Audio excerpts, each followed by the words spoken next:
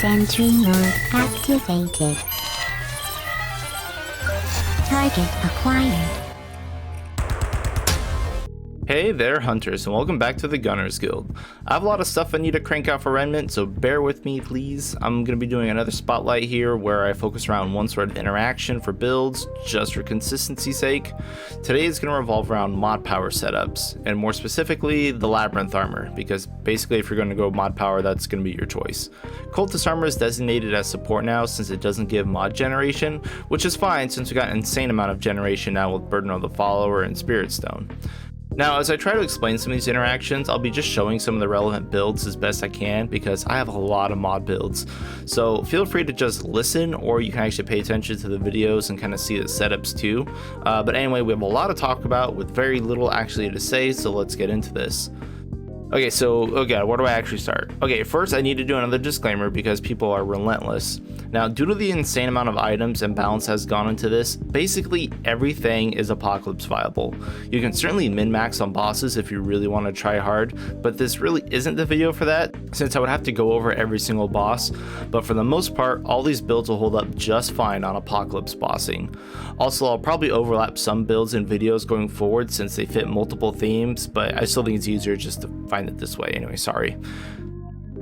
Now, since we're using lab armor pretty much exclusively, let's talk about why. It should be obvious, but the 50% damage mod is insane, but it's more than 50%, and that's why it's insane. Because Galactic Charm, Spirit Stone, and Ring of Supremacy is also 55%, but they don't give as much of a boost. That's because Lab Armor is a multiplier of everything after the fact, whereas Trinkets and Traits add to the base of the mod power damage. So say you had a mod that did 100 damage, Lab Armor would make it do 150, easy enough. But if you had instead Galactic, Spirit Stone, Ring of Supremacy, you'd do 155 on it, then you slap on Lab Armor to multiply it by 1.5, which will bring it up to 232, rather than 205 if you had just flat bonuses. This basically holds true for all armor bonuses. They apply after everything else, while other traits and trinkets apply to the base. Obviously, we do have some other armors to increase our mod damage, like Twisted for 30% and Void for 25%, but those function better as hybrid setups, and we're going to go full mod power, so yeah, different vid. Alright, so let's finally get into more discussions and actually tell you what's going on screen and what I'm using. So if you saw my other video with the Twisted Thunder build, I opted out of using Eye of the Storm, but here I will be using it. We have a few setups we can do with Eye of the Storm. The obvious one here is with Storm Amulet, Burden of the Follower, and Spirit Stone. We can focus on alternating mod and weapon shot to make use of the overload and focus on our damage that way.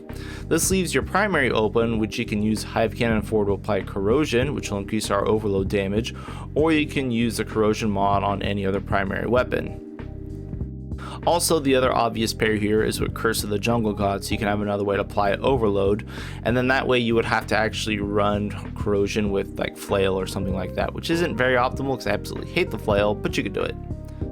Now, another interesting change you can make with this setup is swapping out the amulet for polished whetstone. Bear with me here. Then you can use claws to apply bleed or razor stone and hero's sword, or primary with phantom knives. A lot of ways you can do it. This way you can inflict bleed and get a bonus to crit and crit damage from whetstone, which does apply to overload, because the whetstone is any crit and any crit damage, and overload can crit.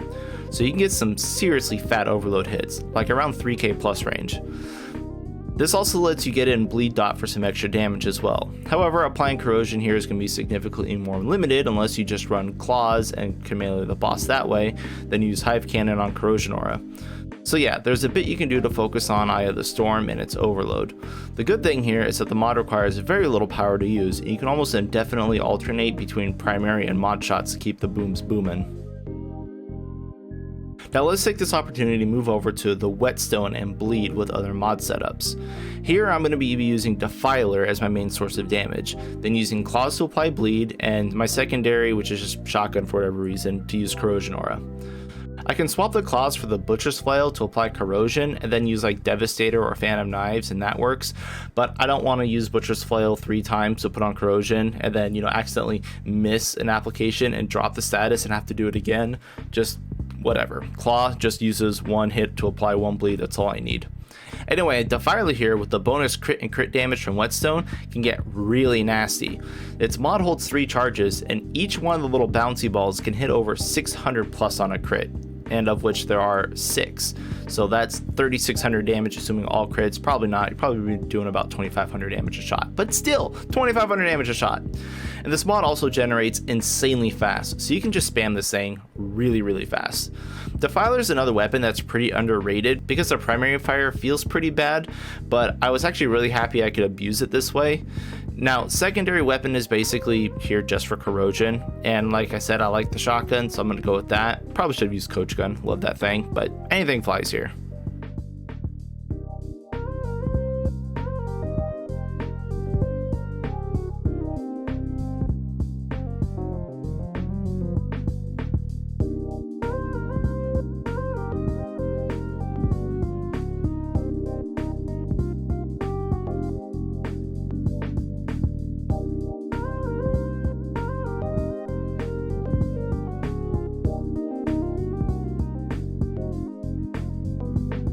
We can also use this Whetstone setup with something like Quills and Breath of the Desert spam, because those can also crit, and boy do they crit hard. Scaling crit damage on mods is actually much better than using rings and amulets, it feels like, assuming mods can't crit.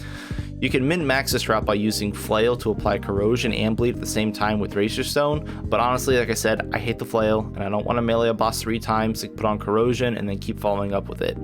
If I wanted to min-max, I would probably do that, that's the move to make, but just throwing on bleeds with the hero sword is just so much comfier. Anyway, you can see the interaction here. Crit and crit damage with mods that can crit, just tasty. Quills get double dips here because they have the initial impact hit and a detonate, so that's fun. The other option here would be to run Quills and Explosive Shot, then alternate those. I haven't done that actually, I should probably try that. That seems really nasty. Explosive Shot crits are really good. I mean, see though, fucking everything works on mod setups. Awesome. Anyway, continuing on with our bleed and mod theme here, let's go into Razor Wire Necklace. The bleed boost here is actually pretty crazy, and the extra damage from ranged and melee is nice, but since we're going to be focusing on mod damage, we're not going to be able to make the most out of this neck. It's more for range damage builds. Anyway, the dot is still pretty great. With Phantom Knives and Razor Wire, you can hit the bleed dot for like 68 a tick times 3. Now, for some reason, the Devastator doesn't really scale the same with this necklace. Not really sure why. Probably a bug. They'll fix it later. That's fine, but that's why I'm not using Devastator. I'm running Phantom Knives for this. Plus, it costs significantly less mod power to use, and you can pair this with basically any other mod, and you're not limited on using Devastator. The old trusty Spitfire here is still good at clearing ads, and that's going to be pairing with here for now. But you can basically do anything else. Breath of the Desert would probably be better overall damage. I just figure if I'm going to be focusing on dots or Razor Wire, I might as well go all in on dots as well. And while Wildfire or Alternator Shot would also work here very well on bossing, Spitfire is just a beast at clearing ads, so I went with that. Alright, let's step away from bleed really quick and go into fire since we just talked up Spitfire so much, and we're not going to be using Spitfire. I like it for support and ad clear, but no longer as a main source of damage. So when we run fire setups, we can do fire plus whatever. I mean, so here I'm going to be using the Alternator, Frozen Mist, and Corrosion with Hero Sword. Alternator is okay, honestly I don't really like it. I would almost prefer running Wildfire Shot instead, but the initial impact of Alternator is pretty good for clearing small ads, and the normal shooting is decently strong. Primary Twin Shot because Twin Shot's great, and Frozen Mod is just crazy strong. Now, Frozen Mist does an insane amount of damage, it can be spammed, and it slows enemies. It's one of my favorite mods now. It's also the reason why I don't focus so much on fire anymore. I would typically run Galenic or Corrosion over Charcoal Necklace so I can use 2 dots or fire in any other mod and just scale both of them rather than focusing on just the fire dot. So Frost Fire setup is something I'm going to be doing quite a bit of. Wildfire and Frozen Mist, which I didn't really show here, is probably what I'd primarily use over Alternator. It's just a new weapon, so I wanted to give it a shot, and I don't really care for Alternator. But you can do this too. Fire, Ice, good, great, grand.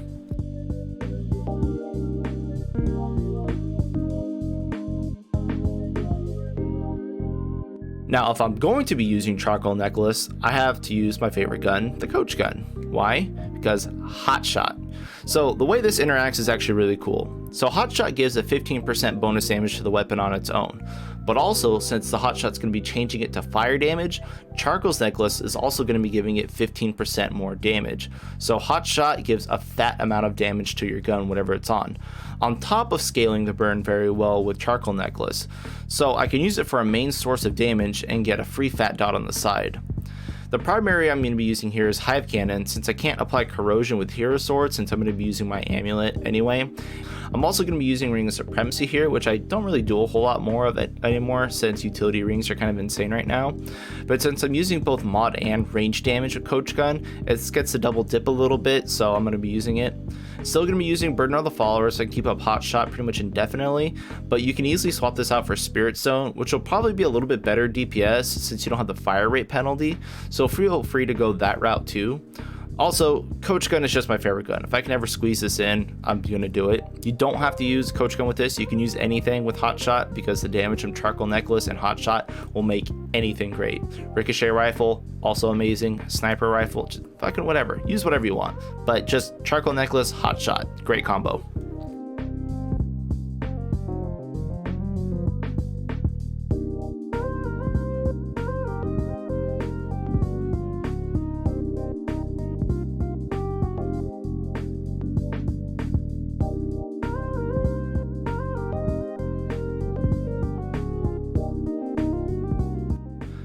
Now another great amulet you can pair with mod setups that's not Galenic Charm is Vulcan's Detonator. It increases explosive damage by 25% and makes explosives add a fire dot. While the fire dot doesn't really scale with mod damage and tends to be like a dot of like 13 to 15 a tick, which is pretty lame, it's still free damage. Galenic Charm is 25% mod damage, so if both your mods explode, it's just free fire dots. So with this, I'm going to be using Sniper with Explosive Shot, which is fun because the Sniper obviously hits like a truck still, and one shot's usually enough to generate another Explosive Shot, and the Explosive Shot itself hits like a truck, like 2 to 3k every time depending on crit or not, plus free damage on the dot, has low mod cost, applies burns, good all around. I'm sure it's getting a little stale, but I'm going to be using Hive Cannon as a primary here as well, because the primary shot and the mod both count as explosives, so you can scale the weapon's base damage and the mod damage at the same time with Vulcan's Detonator. And you can apply fire and corrosion at the same time as well. Now, people need to stop underestimating Explosive Shot too. It's easily spammable, does a big AoE for clearing ads, and does a ton of damage. I tried this setup with Ricochet Rifle as well instead of Sniper, and it's definitely better for mod generation, but I'm not really sure if mods gain the crit of the weapon they're slotted in, so I was using Sniper to test that out. Still not entirely sure if that's the case, I'll have to figure it out later, but Sniper also just domes all the enemies, so it's great. Now another thing I want to note here is that in another video I want to focus on Vulcan's Detonator itself because it's got a lot of applications that I'm not listing here. Just a future reference, future vid. But anyway, that's the explosive mod setup, so let's keep going. Alright, so let's switch gears and move over to the fusion rifle. This gun has an insane mod. It requires some ramp, but with mod power setups like this, it easily hits for 6 to 9k depending on your target and your setup. And when you're running Burden of the Follower, you can actually generate all 5 charges of this mod really fast. I will also say that firing this mod is jank as fuck. If you're playing co-op and not the host, it's even worse. The mod just doesn't like to work a lot of the time. It's like gonna fire and do no damage, or it's just not gonna fire and it's gonna look like you're just holding a mod. It's weird. Jank aside, the damage is dumb. I pretty much always want to run corrosion with this just to scale the fusion beam as much as I can. You can either run Hive Cannon here, or you can run Hero Sword and Abrasive Charm. I tend to use Hero Sword and Abrasive Amulet if I can get away with it, because that lets me run Ice Spear on Twin Shot so I can slow enemies as well, which makes hitting the fusion rifle much easier. This setup feels more like a standard range build than a mod power one, since it just dumps huge fat lasers on enemies constantly. Now the other cool thing about this laser is that the chunk of damage it does tends to be able to stagger bosses very well. So yeah, fusion rifle mod setup, burst damage, shoot and fire, very strong, you get it.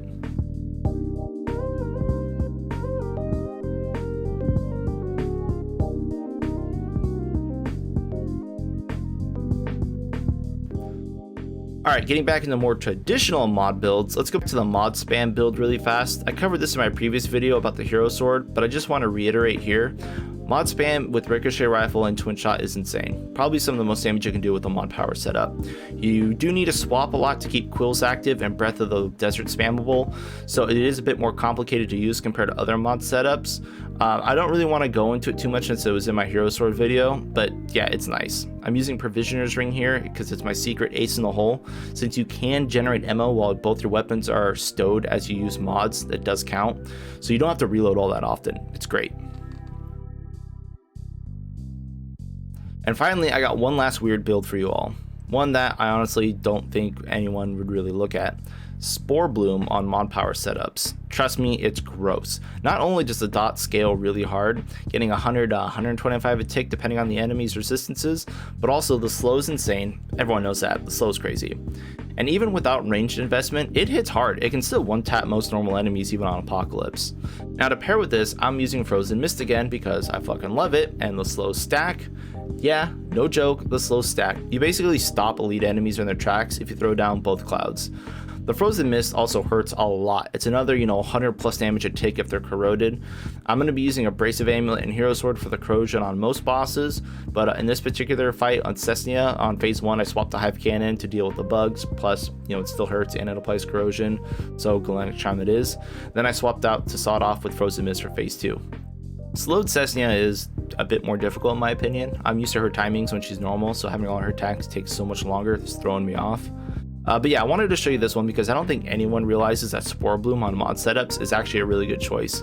I'm telling you, double slow is nasty. 2 dots for 100 plus on bosses, equally gross. If they can't get out of the clouds, they're taking fat hits. Give it a try. Alright, so I know that's kind of a lot, and there's many other options I'm sure I've missed or intentionally left out because I plan to do other videos focusing around them. But here are a ton of mod power setups you can use to get through your Apocalypse adventures.